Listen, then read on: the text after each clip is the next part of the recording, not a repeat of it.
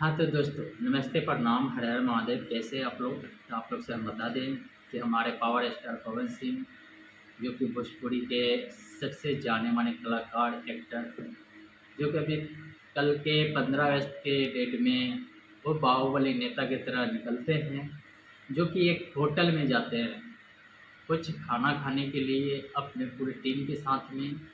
तो आप देख सकते हैं ये वीडियो किस स्टाइल में चल रहा है, जो कि ये पूरे टीम के साथ अपने जाते हैं होटल में।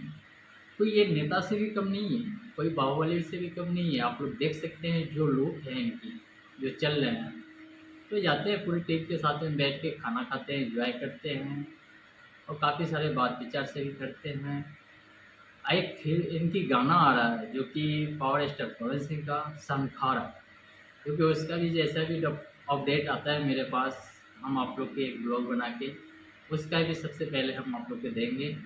आप लोग इस वीडियो में सपोर्ट करिए और शेयर करिए। Love you.